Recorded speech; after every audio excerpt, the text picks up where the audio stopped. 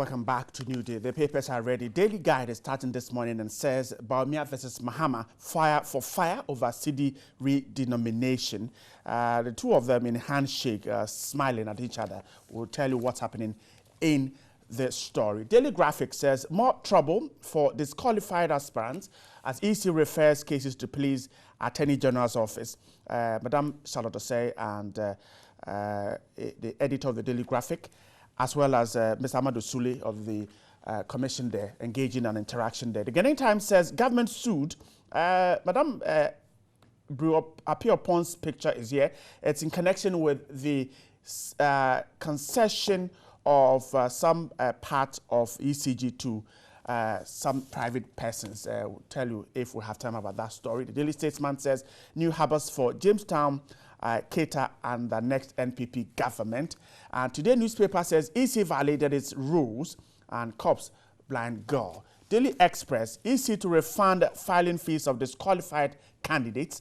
Other stories are captured here. And now those are some of the stories on the front pages of the newspapers I have here. My guest this morning to do the talking to my far extreme right is a senior lecturer at the University of Education, Dr. Ahmed Chinapor. Doc, good morning. Hope you're doing good. Yes, sir. Thanks so much for joining us this morning. And then to my right is a member of parliament for the Dom Kwabenya constituency, Honorable Sarah Adjosafu. Good morning. Good morning. And hope you're doing good too. Very well, thank Great. And a Deputy Minister of Communication is sitting to my left, Phyllis Kwachufu. So good morning too. Hope you're great too. Good morning. Thanks so much for coming, all of you, Thursday morning. Right, now let's start with this story. And the Daily Guide has a story, talks about Bawumia versus Mahama, and it says that President Mahama appears to have invited more attacks onto himself. That's what the paper says. Now, Dr. Bawumia is said to have expressed surprise at President Mahama's Cedi re-denomination challenge, wondering why the president would engage in propaganda by alleging corruption.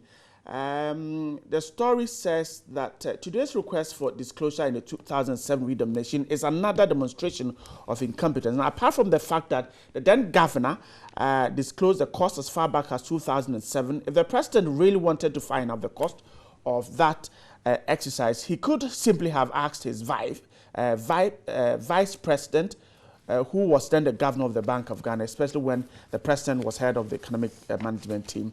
And it's on and on and on. And the NDC has responded. Mr. Agbadakpi has simply suggested that Dr. Bawumia should once again come out with the figures for that particular exercise. Felix, let me start with you.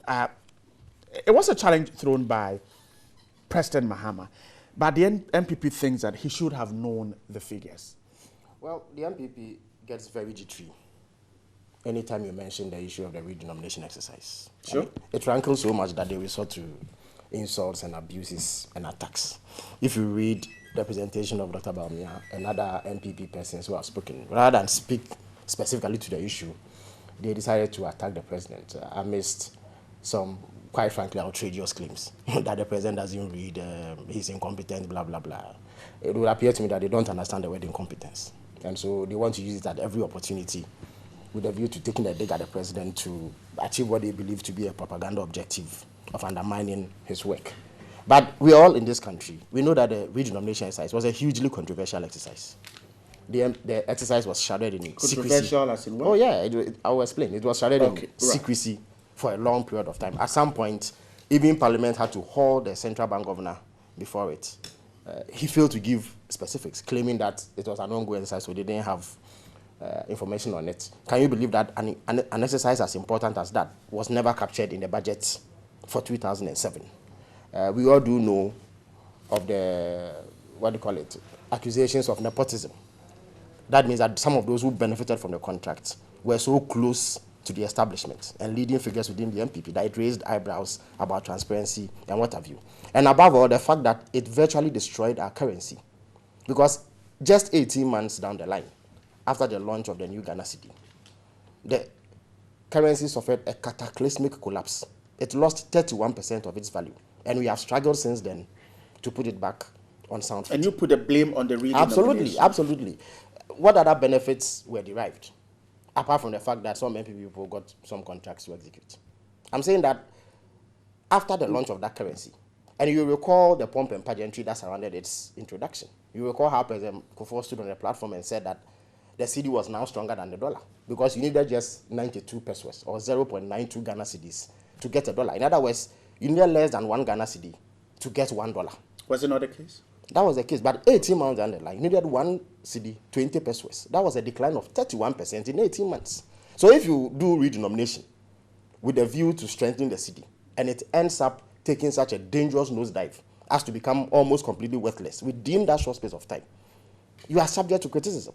And these are the things that Dr. Bawumia and his colleagues in the NPP do not want us to talk about, because they want us to sweep it under the carpet and create the impression that all was well. President Mahama, as the head of this country, as the head of state, and indeed NDC members reserve the right to criticize Dr. Bawumia. After all, they claim that he was the be-all and end-all of NPP economic policy. We all do know that that is not the case. But for propaganda purposes... That is what you think. But why? Why? But why? Who was the finance minister? In fact, the governor at that time was Dr. Polakwa. Right. The finance minister at some point was Mr. Osafo Maafo, followed by the late Kojo Baredu. People like Dr. Anthony Akoto Osei, people like Professor Jambafo were instrumental in NPP economic policy.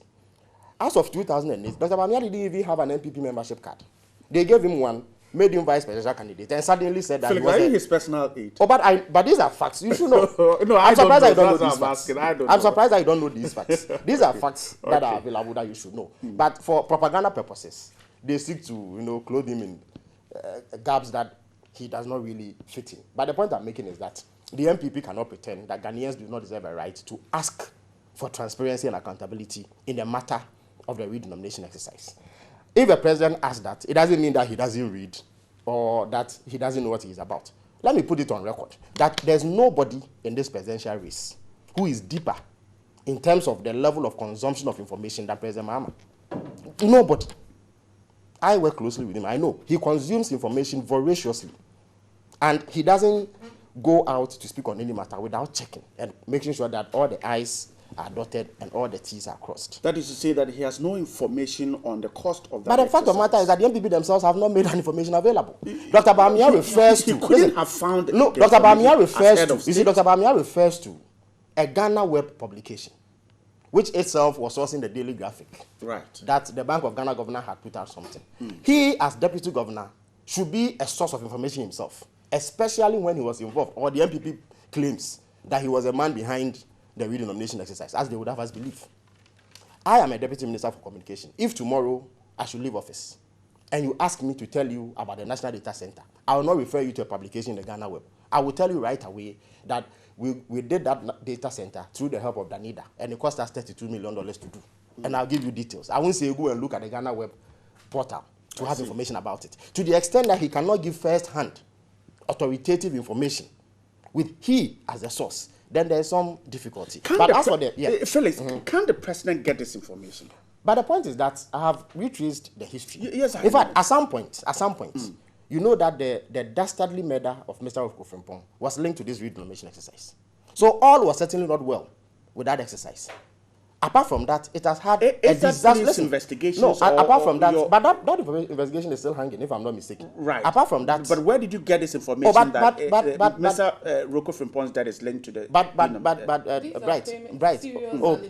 If you let me land, if you let me land. Well, the MPP is not known to make truthful allegations. I mean, they've made far more ridiculous allegations, if I should put it that way. But the point is, so you're making an allegation? No, I'm not making an allegation. Okay. But you see, I've only referred you to facts of history. I am saying that we were in this country in 2007 when links were made between Mr. Okofrimpong's dastardly murder. Of course, it's alleged. Of course, once it is in court, it's a matter that the court will determine. But I'm making the point that nobody can pretend to be unaware of the fact that that murder was linked, whether fair or unfair. Okay. No, it was not allegedly linked. It was linked. When I say it was, I'm not saying that it resulted from the exercise. I'm saying that some commentators held the notion or the view that it had some linkage, because Mr. Okofrimpong was believed to be one of the key people who was involved in the whole execution of the re-denomination exercise. So many questions arise from that. But if you look at the MPP's posture and body language, anytime that issue is raised, it tells you that they are extremely jittery and that it really rankles and worries them. As I've told you, if you ask me about any work of the Ministry of Communications, I will tell you that without hurling abuses or insults at you. So why do they subject the president to insults and abuse anytime re-denomination is raised? For instance, they say that you have not answered my question. No, but I'm telling you. Listen, I'm telling you, can't get this information. I'm telling you that there are many things that information cannot be gotten on. Many things. One of that which the MP is that did. exercise. Why? When we assumed power, do you know that we found that sometime in 2008, the MPP took 60 billion cedis to finance what they called a communication strategy for government. We found that the disbursements were made, and yet there were no records of how that money was disbursed. At some point, we found also that they took money from the District Assembly Common Fund, from GET Fund, from the multi-donor budgetary support initiative, tore debt recovery levy. They took 15 billion OCDs out of it. And yet you can't. And yet there can be no trace of who they gave that money to. And in another instance, we found that they had formed some groups called Blue, Prim, Great, First Responders, and what have you, and that they were taking money from state coffers to give to these people. Yet there was no proper accounting procedure.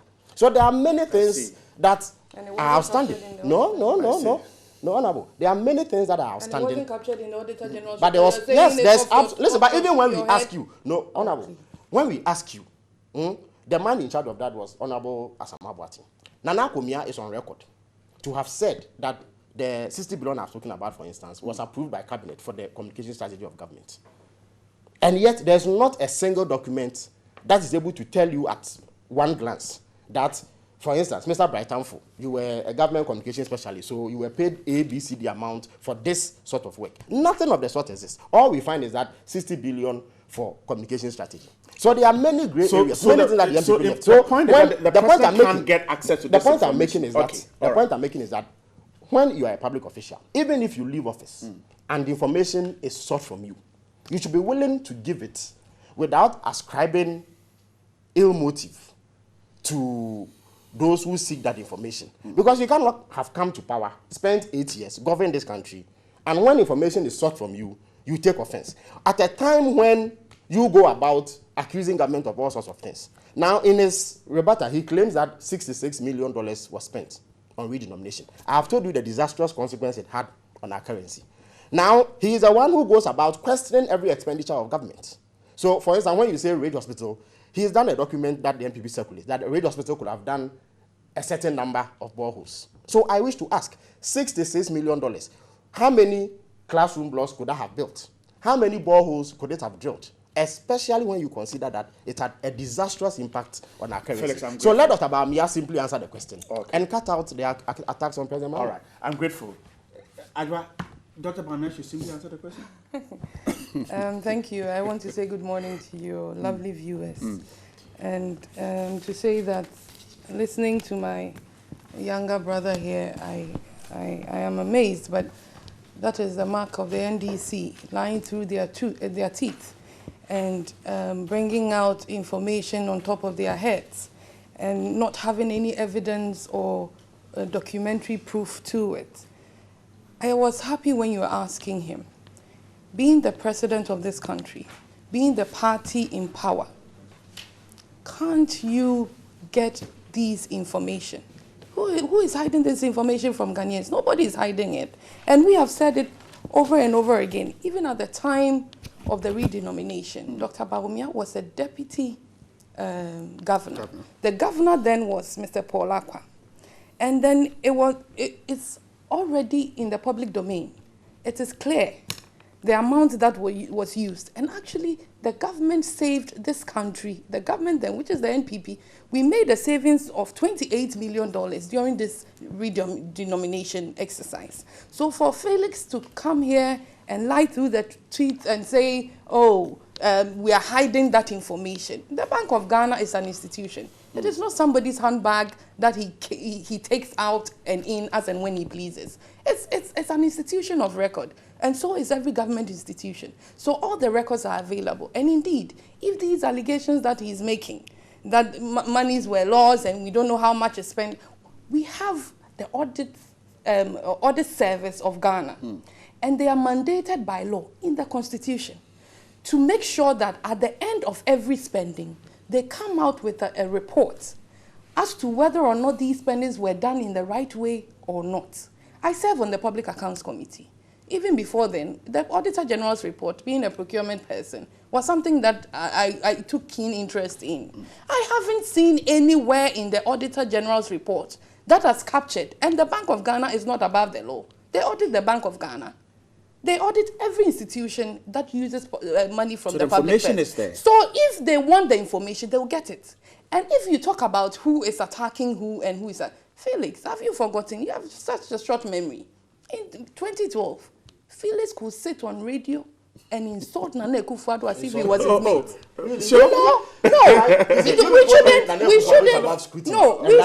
act as if we cut the hypocrisy. Let's cut the hypocrisy. Nobody has nobody is attacking President Mahama. Why? The things you said about President Mahama. When he stands on the Felix, platform, when you were talking, Felix, when you were I'll get to the talking, chance. I record that you said something. Yes. I didn't. Sorry. yes, I record when that you you said were a few speaking, things. not that I didn't have anything. sorry. No, but you said a few Sorry. I things. had a lot to say, but I please kept go. quiet. Felix, So I'll get please to the give me answer, that respect. No problem. Please. What I am saying is that everybody here in Ghana remembers what they have done when it comes to character assassination. Even when Dr. Bawumia speaks, they don't speak to issues. They speak to his personality, come out with all false information. The most ridiculous one recently is that they funded him through his education, which they know for a fact is just not true. But Dr. Bawumia, when he speaks, very well, it hits them. It hits them really hard because he knows his facts and he's made his facts clear. And if we're going to go by who did re-denomination and how much it cost, our current vice president has also been a deputy governor before. He has also been in PNDC government. He was there. And he was in charge of the redenomination of the 50 cities, the then 50 cities. And then the new 2 cities, Ghana cities that we have. So are we going to say that redenomination to the facts we cannot find it, the figures we cannot find it? That's this politics of we can't find money here, we can't find money there. When you are sitting in the chair, the most powerful chair, and you can command anybody to produce that document. Indeed, if they're saying that something happened and that there was some corrupt act, they've been in power for 8 years. Why haven't they prosecuted anybody for that? So is it just a political gimmick that at this time they bring these things? No. Should Dr. The vice president was also part of a redenomination exercise. We also want to know the figures. Should Dr. Bawumia answer this question to end this debate? Dr. Bawumia has answered the question. Oh, he has. And the records are clear. And if they indeed want to find the records, they will. And for me, as a lawyer, I am saying that if it hasn't been captured in the Auditor General's report, I find it very, very, very surprising. Because the Auditor General's report captures everything. Even this Woyome thing, it was captured in the Auditor General's report. JIDA was captured in the Auditor General's report. I am very sure that Smarties in their next report will be captured as well. Because they are all state funds that ought to be organized and gone through a proper procurement process, and award is given, and proper monies, not overflating these monies, but value for money audits are done. The Ridge Hospital agreement, that project, the funding that came to Parliament, there was no value for money audits. We raised it on the floor. Go to the Library of Parliament and see to it. Go and research and find out when we were debating that loan agreement. Members, even from both sides, were making the point that in such a huge project of the sort, you need to have done a value for money audit so that Ghanaians will know that they are getting money, value for their money. You just can't wake up and on top of your head say it's going to cost this much. So if Dr. Bawumia is saying that it could have cost less, he has a basis. And the basis is that there's no value for money audit for us to look at and say there has been a price comparison, and for that matter, for choosing this price, we're saving this country a lot. But when we did that redenomination, I can say it on authority that we saved this country $28 million, and it is on record. If they don't want to find, and that is what he said. Okay. And if he said you are not reading, right, he hasn't insulted you. He hasn't insulted. He's saying that if you read and if you request the right information and you consume and digest those information, all the what you're requiring, they are all in there. Some concerns have been raised that Dr. Bawumia should simply, even if the information was given by Dr. Paul Akwa, the then governor, way back in 27 thereabout, he should just come out and reiterate the same information, and that is the answer to the question. Is that what you recommend for him? We have done so. Other than that, why would we be doing this story? All right. We have come out clearly as a party, as Dr. Bawumia, who is our running mate. We've come out clearly. So he will come out? We have come out, and that is what I speak for the party. All right. So if we don't have a position on the party, I wouldn't be talking. And this story wouldn't have come out. All so right. the story is saying that Mr. Paulakwa, Dr. Paulakwa, was then the governor. And the information is out there. If they go to Bank of Ghana and they want the information, they will get it. Are you trying to tell me that the new governor on Bank of Ghana now wouldn't have information about his previous governors? That will be, if we don't do that as a country, then where are we in our democracy? And they were handing over notes to this incoming government in 2008. And so they have all the information. So assuming that their allegations hold, why has it taken them 8 years? Why now? 8 years. You've been in power for 8 years, and you know something went wrong. You haven't been able to raise it or even set a commission of inquiry. Even this Brazil football thing, that there was so much corruption, Elvis, a free and cry and co. Even that, there was a commission of inquiry set up. So if indeed something that goes to the crust of our economy, you came into power and you've realized there's something wrong, why didn't you set up a commission of inquiry? And you're actually challenging them to set it up even now. The information is there, and Dr. Bawumia is simply saying that if those who claim to be economists and on top of their issues when it comes to economics are able to brief him properly, and he's able to digest all these briefings properly, he wouldn't be asking these questions. And these things should be left to the Felix Ofotukwaches to do the dirty job, not the president. Okay, He's right. really I just about am grateful. Just really about for your done time. the dirty job for Dr. Bawumia this morning, I suppose. Dr. Jennifer, good morning again. So the argument is that, one, the president shouldn't have asked because he sits high up there and can have access to every information. The other argument is that, look, Dr. Bawumia, you've been accused of doing something. Even if the information is out, simply come out and say that this is information again, and it settles this case. Is that how we should look at it? Well, let me say good morning once again to your cherished viewers and to my colleagues. I think I've listened to the two honorable members, Mr. Felix and Honorable Adjoa on this issue. But I seem to take a different position relative to the whole discussion, because at the end of the day, if I listen to the two arguments from the president and Dr. Bawumia, it's not about the re-denomination of the currency. Right. It's not about it. I think it moves beyond it. It's more about politics. Politics in the sense that we have 55 days to go for elections. And listening to the quotation of the president said that, do you remember at a point in time there was re-denomination? And there was this gentleman who happened to be in charge. And as we speak, we don't know where the money is, and this guy says I'm incompetent. So it boils down to the issue of what? This whole debate about incompetence. I mean, the president is being accused of being incompetent, and he's making reference to the fact that, look, this gentleman who is saying that I'm incompetent, look at what he did. As to whether the president has a case, as to whether he has a point in saying that there's no evidence to that effect, more or less it's indicative and reflective of the fact that as a country, our accounting system is a little bit porous. And I say it's porous because listening to Adjoa, she made reference to this 50 Cedi change, yes, and the two Cedi notes. And even, I know she's making reference from the Daily Guide. The Daily Guide says that there's no documentation to that. So I asked myself, this re-denomination that happened, what ignited it? What was the processes?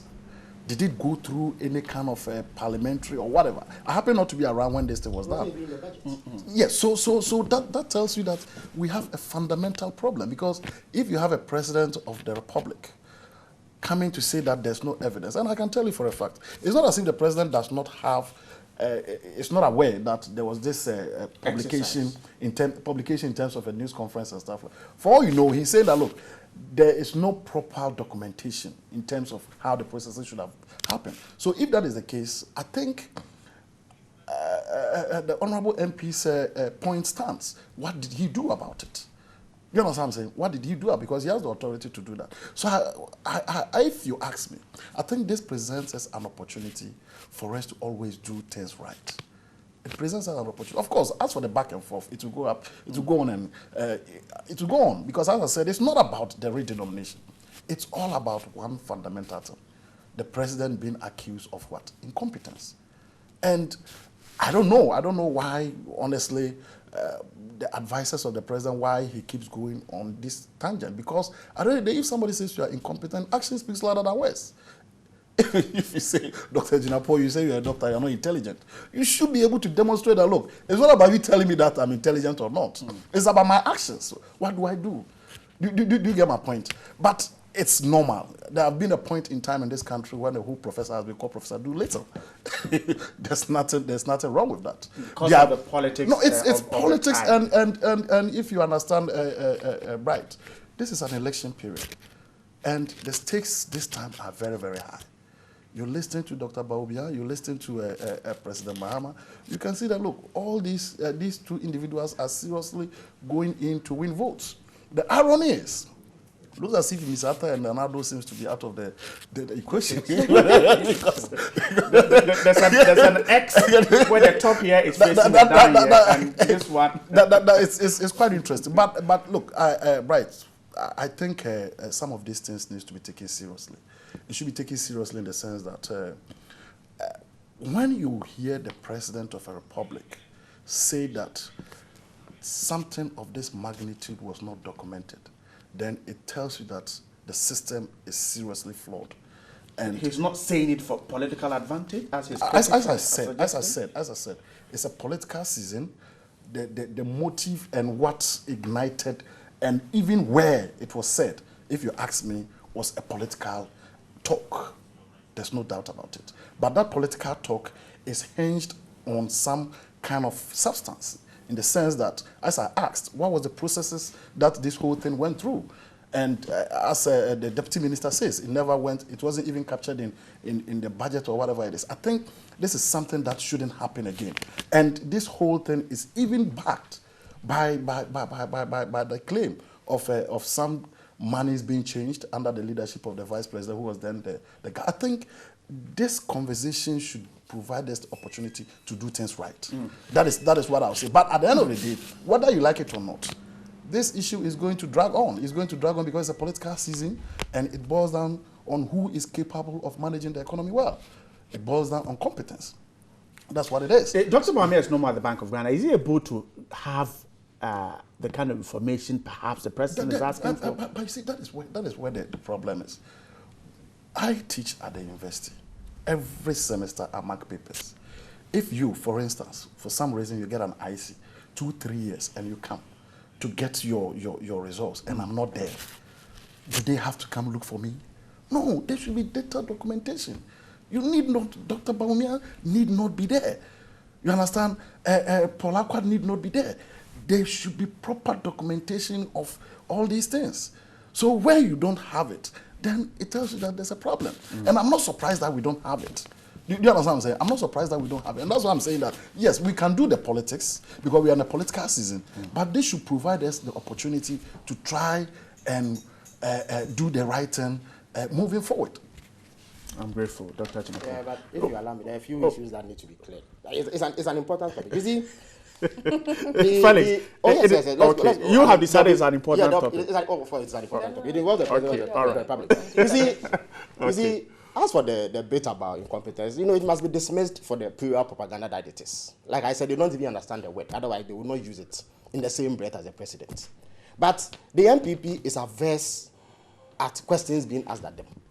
You would recall that when they were in power and they were building the Flagstaff House, which is just behind you, Mr. Kodjompieni, then Chief of Staff, went to Parliament. And he was asked by a parliamentarian to give a breakdown of where they are as far as the building of the Flagstaff House is concerned.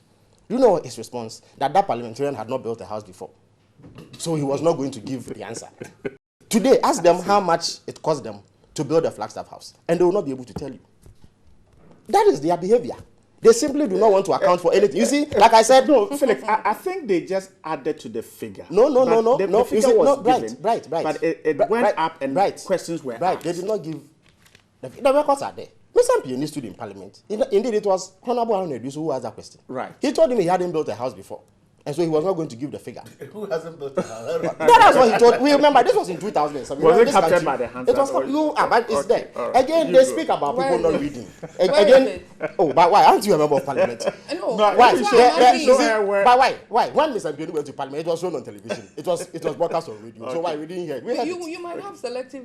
I don't have selective memory at all. Unfortunately, not like one. you and your people in the MPP. I check everything before I come here to speak. You see, when they speak about people not reading, they simply are referring to themselves. And if you ask me, I can give you 10 instances where Nana Akufo-Addo and Dr. Bawumia himself have gone to places, peddled blatant untruths because they didn't check. He spoke about rates. Let me put it on record. There is a value for money audit on the Rage Hospital. It was done by Crown agents. You recall that Nana Akufo-Addo? No.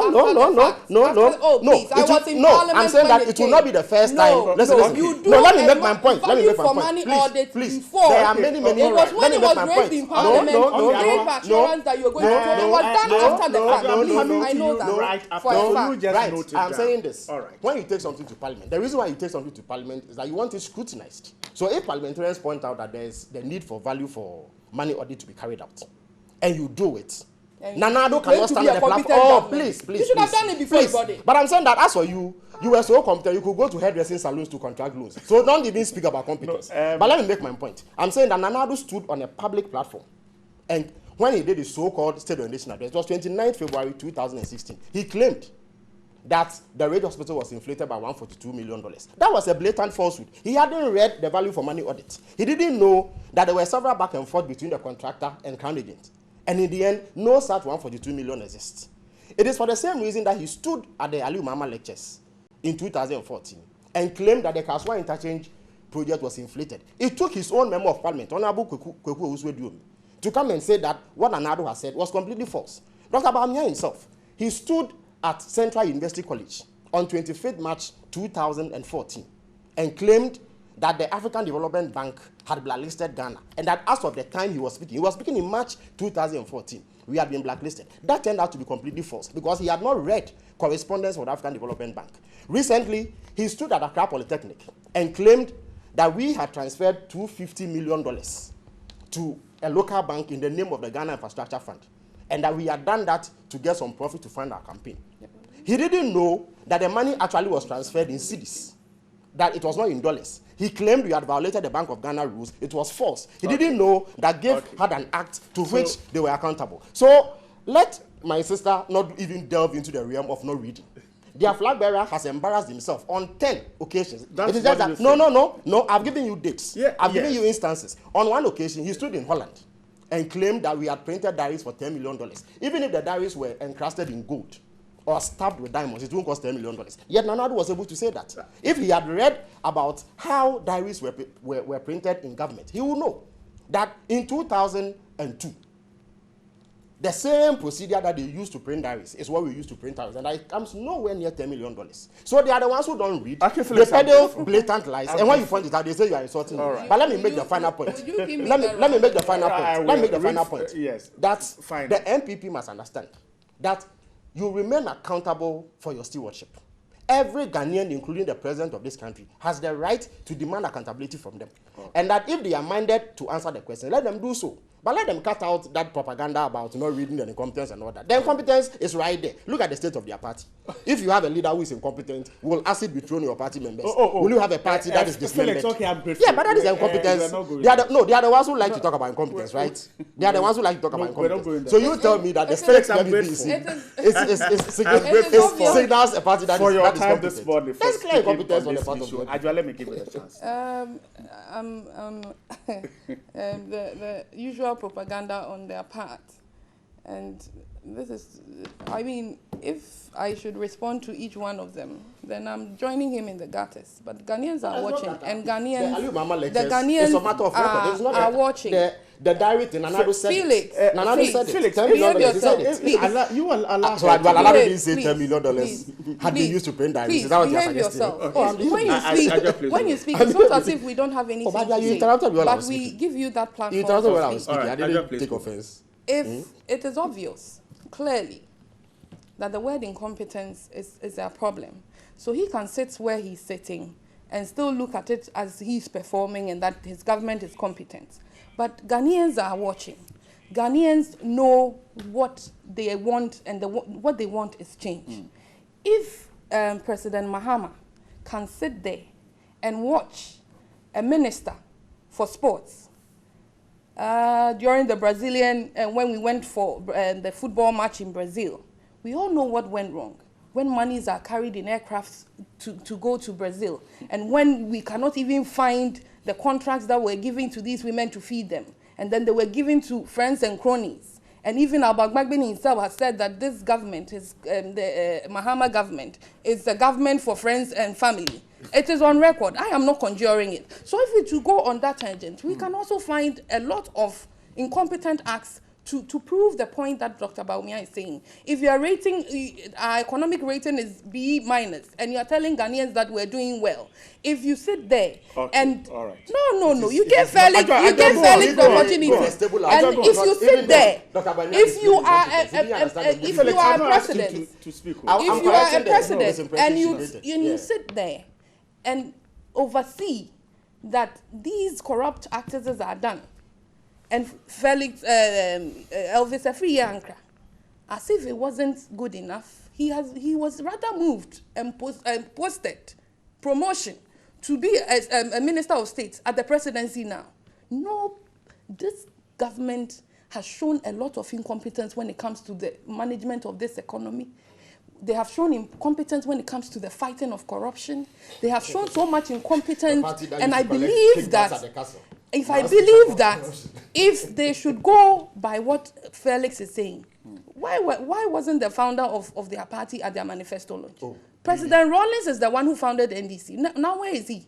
They even insult him. The general secretary calls him a barking dog who has been thrown out of the house. These are all records that Ghanaians know about. Okay, and all right.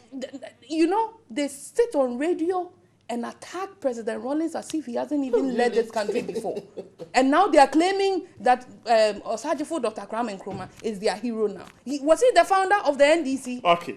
Was he the founder of the NDC? So in wrapping up, what I want to tell Felix is that if Smarties, a huge amount of 3 million was used to brand buses, and President Mills sits there, when he sits there, my brother, you know, that's how much this Smarties thing, you know what baffles me about it? The president has a legal team that briefs him. These acts are acts of corruption. And if you look at Act 29, which is our criminal act of this country, corrupt practice is defined clearly in there. It's a criminal offense. Okay. So whoever takes this money for the people of Ghana without taking it rightly must face criminal prosecution. You know what the president did?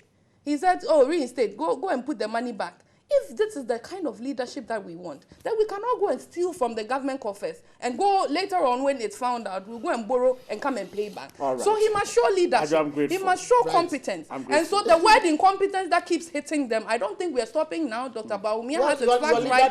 And so they should sit up and Ghanaians will change them. Change is coming. That's okay. Change is coming. Okay. But are you aware the way to hairdressers? Yesterday, did you see what happened in the I'm giving you just a minute to deal with this one. Did you go to hairdressers? When he went to Abosio Kai, you see the president couldn't even rise. All right. You went to hairdressers. Lady, I'm grateful. When the change I'm grateful now. That's why you want to take a let me go to Dr. Jinapo. Yes, very competent party. Dr. Jinapo, we should take these give and take as part of the election process. But from where you sit, if it goes on like this, does it inure to the benefit of our development process? Well, I think it's I would say this year it's even good, because when you talk of competence, competence is a manifestation of being able to do something well. So if the whole debate is it's more or less carved around who is capable of leading this country well, I think it's the best way to go. But moving forward, Bright, there's one thing that also seems to pop up in this whole presidential debate, and it looks as if it's just gaining a lot of credence, which is read. There's There's a common maxim that says that if you want to hide something from the black man, put it in what? Writing. In writing. So if today, whether the president reads or he doesn't read, I think it provides us the opportunity to see how much we can invest in reading at our schools. And that is where you believe that the president hasn't. No, I don't believe. It's not. But what I'm saying is that if it was that the president cannot read, maybe that one is even more serious. But whether the president reads or not, whether Nanado reads or not, that is not even the issue. What I'm saying is that so far as it's become a topical issue, I will be expecting and wanting to hear from the various political parties, especially the NDC and the NPP, what they are doing or how much they are investing to ensure that this whole adage of hiding something from the black man through writing becomes a thing of the past. So yes, it's a political debate, but let's also look at how we can benefit from it. How can we improve reading, especially at the I'm grateful. Are you aware, Bright? Okay. That this very book, their flag bearer stood on the platform and said it was mostly made up of artist impressions. Okay. There are over 500 Felix, pictures in this book. There are 4 artist impressions. How does 4 become most? He hadn't read the book. I've not asked you to make a comment. But And why did you read No, it? I'm not asking you to make if a you hadn't comment. read the book, what Because business do you I'm have moving on. criticizing? Felix, I'm moving on. If you want to criticize somebody's work, Felix, I'm moving on. I've not asked you to make a He comment. would rather he has read better the time report than dividing. read this. He has better time dividing the MP. Please, All right. This is a book. Let's go to the Daily Graphic this morning. I'm grateful for your time with the Daily Guide newspaper. Daily Graphic this morning says EC gets over 60% confidence rating. This is a report put together by the National Commission for Civic Education. It says that 62% of Ghanaians see the EC as able to conduct a free, fair, and credible elections in December.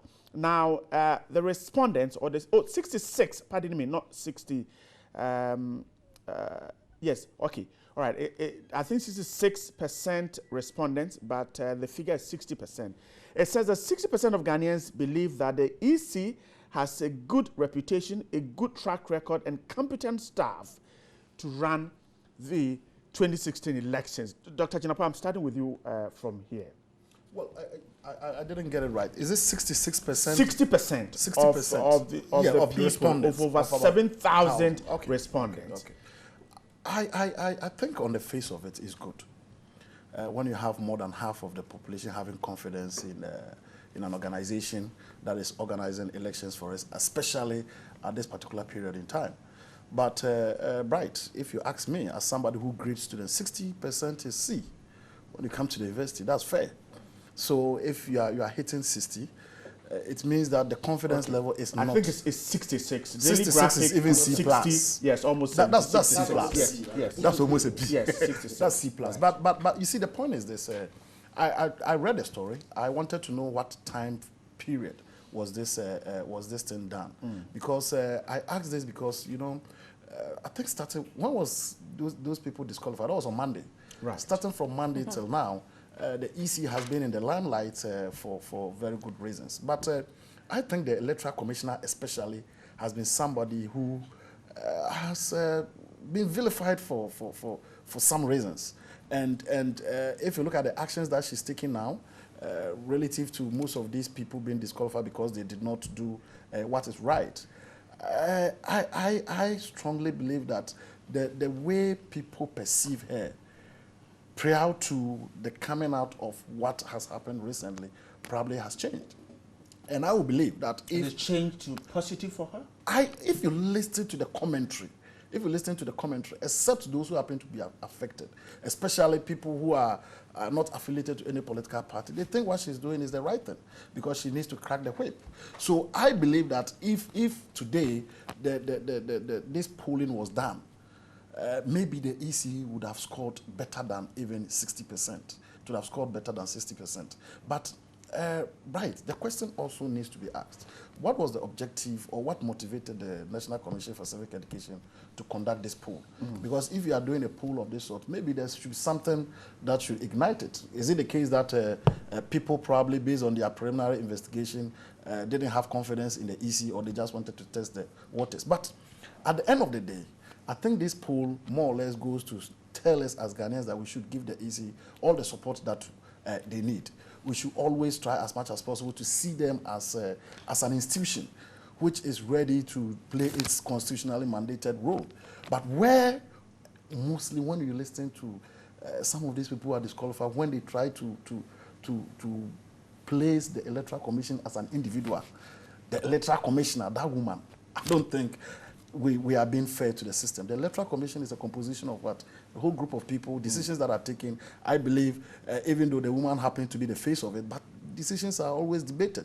So we should see it as an institution, as an organization that has a mandate and a responsibility to ensure that there's free and fair election this year. We should try as much as possible to support them, and we should give them all the assistance that is needed. I'm grateful. Honorable Joseph, the commission as of now, from when we started this journey, and what we're talking about, 66% confidence rating, it signifies good omen as far as a credible, free, fair elections is concerned. I would want to start by saying that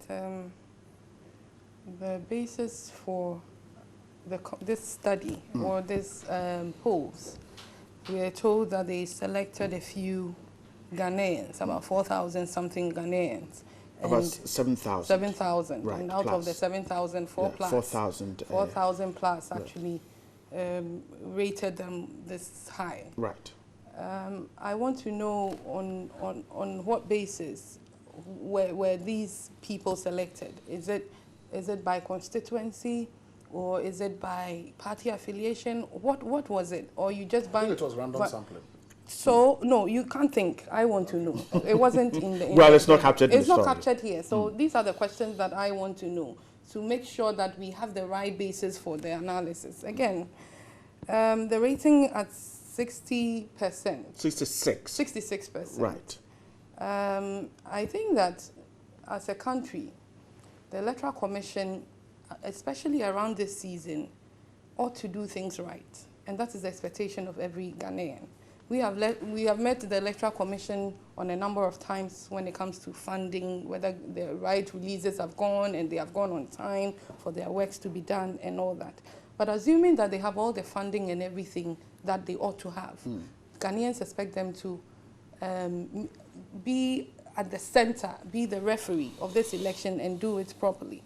If you look at the recent disqualification of aspirants and all that, I'm sure that this rating was done before. But if you should go back and do the rating now, I'm sure that we'll have something different. And again, the institution that... Different where it will drop or rise? Oh, I don't... Dr. Jinapor thinks that it will rise if it was done No, now. no. If you have political parties and you have registered them and given them certificates, obviously we cannot overlook the fact that they also have some following. You might not consider them as a large following, but they have a following as well. And so if you sample through some of these followers, they won't say anything good. So I'm sure that if we do it now, we'll probably not get the same figure. And again, the body that this study, the Electoral Commissioner was once the boss of NCC. Yes, honestly. I mean, on the Public Accounts Committee, she appeared before us when she was the then boss and a few accounts and all that. So I know for a fact that she was the former boss of NCC. So she moved from NCC to the EC. So the question that every ordinary Ghanaian who knows these facts will ask, is it an objective study that they did? Was it because probably she has been there before or not? So for me, if it had been an independent body where she has not worked before, I think that the credibility of this outcome or the scoring would have been much higher than what we are seeing now. But if she sat in that big chair before, obviously she was there for a while. She has a few controls here and there. So if you ask me, and if you ask any Ghanaian who knows that she has been the boss before at NCC. I mean, that is not to say that it's an institution... You're suggesting will kind of give a good mark, even if it's not the case? That's what you're suggesting? What I'm saying is that if these facts are available to the ordinary Ghanaian, and knowing that she sat on that big chair, you know, there will be some eyebrows that would go up. But that notwithstanding, I think that she did not sit there as an individual who was doing her own thing. It's an institution, and so they have the powers and the right to do independent study. But what I'm saying is that having that fact behind us, at the back of our heads, that is what you would want to question it. But that notwithstanding, I think that Ghanaians expect her to do things following the law, making sure that the right processes are followed. And then we in the NPP, we believe that there should be a level playing ground for every political party. If those disqualified, we sympathize with them. If they go to court and the court proves otherwise, fine. But if the court doesn't prove otherwise, and she went and did these things, I listened to her. She was following the regulation, the CI 94. So if per the court's interpretation, all the things that ought to have been satisfied were not satisfied, and she was just a mere implementer of the law, then you cannot fault her. So we believe that she ought to be fair, and I believe that sitting in that big chair, there are a lot of challenges. There are a lot of machinations that might be against you, but she should keep her head up and make sure that the elections are free and fair. I'm grateful. Before Philip comes in. That is the point that I was always making, that the Electoral Commission should not be equated to Charlotte Osei. Charlotte Osei works there, and it's a commission. So when it's always she, it becomes a little bit problematic. All right. Doctor, I'm grateful. Felix, let's tackle it this way. Now, the 66%, however, suggested that they want changes to the electoral system. So they mentioned, for instance, they want a new voters register. They talk about the EC's ability to conduct a free and fair elections, improvement in the biometric voting technology, e-voting, and in fact, suggesting e-counting and simplification of EC forms. So apart from the confidence rating, they're asking for these things: e-voting, e-counting, and simplification of the forms of the Electoral Commission. Well, let me begin by expressing surprise at my sister's reluctance to accept what we all know to be the case, that the Electoral Commission is one of the most credible institutions in this country. In fact, one of the most credible institutions in the whole of Africa. I can understand where she comes from. You know, they've done their level best to undermine the credibility of that institution. And they have deployed sometimes outright falsehood to achieve that, starting with the election petition. We all know it was a complete waste of time. They had no evidence. They just went to court to create sympathy for their flag bearer so that he will be seen as somebody who is a victim of some machination. But Philip, you know what the petition did to our electoral process? A lot of changes. But that is a problem. You see, what reforms? No. What reforms are they talking about? Listen, beyond led to a lot of reforms in our electoral process. Beyond the simplification of the resource collation form, there was nothing extraordinary that emerged from the election petition case. The other point is that this business. You don't represent your party at IPAC, so why? You wouldn't know. What do you call it? Oh, but I followed the electoral process a lot. In fact, I have participated actively in the electoral process. I am saying that no significant reform has happened beyond the simplification of the, what do you call it? The forms. Most of the things that are being done now were done in 2012. The biometric verification system was introduced in 2012, not after the electoral petition. Again, this business about a new register.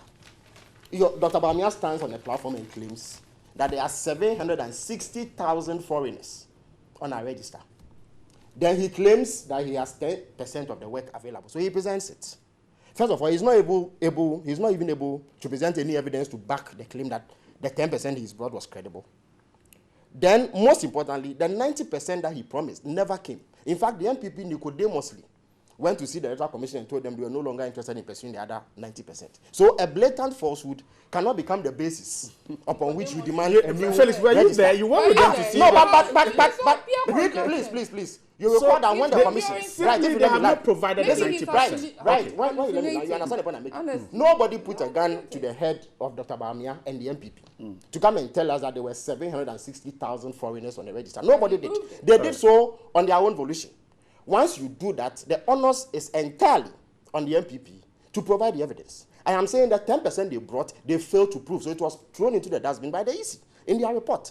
The second point is that in the EC report, it is stated that they wrote to the EC and told them they were no longer interested in pursuing the remaining 90%. Now, when you go on air and allege that you have 90% additional information to provide, and you go back and say you don't have it, what have you done? You have basically peddle the falsehood. So I am challenging my sister and the MPP. Let them bring the 90%. Then we'll be in business. We'll talk about the credibility of their claims. But you see, so you weren't there. So you're yes, but the imagination. No. I'm not using imagination. The Electoral Commission, the person as far as I know, you are not part of IPAC. No. I don't need to be part of IPAC. So you don't have the relevant information. No. You don't have the relevant. So don't come and sit here and do cheap propaganda. Honestly, you are the member of the MPP. I am saying that you seem to be speaking for the EC. Why? Are you a PRO for the EC? You are public TV. No, are you a PRO for the EC? You peddle falsehood about electoral system. Felix, everybody. Yes, they are independent. That is why when you try to undermine them, those of us who are also part of this electoral system, those who are stakeholders in this system, reserve the right to rebuff those lies. It is our right as the NDC to rebuff lies told by the MPP about the EC. It doesn't mean that you are speaking for the EC. But when we are going to an election, and one party consistently uses lies to try to undermine the system or curry favor, every other participant in that election reserves the right to point out those lies. And that is what I have done. And I'll do it again, irrespective of the platform. I have no difficulty at all with that. The other point is that she is questioning the sample size and the basis upon which this was done. But we are in this country. Polls have been done with 1,700 respondents that the MPP has upheld as the truth. In fact, there have been polls that have been done viscerally. In other words, people sat in their rooms and simply looked at the system and said, this is it. The Economist Intelligence Unit report that the MPP hailed, they didn't conduct any poll. It was a visceral analysis of what they perceived to be a trend in Ghana. The MPP accepted it wholeheartedly. When the Cedi does their reports and they sample just about 1,700 people, the MPP accepts it. Now, a poll that has over 4,700 respondents, she's disputing it and saying that she wants to see how many people were involved in it. We have had a situation where there was a poll by Sinovit in 2012 that the MPP would win the 2012 elections. The sample size they used was such that when they added up the results, it exceeded 100%. They drew a pie chart that exceeded 1. We all know that at the basic school level, when you draw a pie chart, it should equate to 1. But Sinovit did a poll that exceeded 1, and the MPP accepted it because it said they were going to win elections. So we need to be consistent in the things we do. Look, all of us have time and again had difficulties with the EC.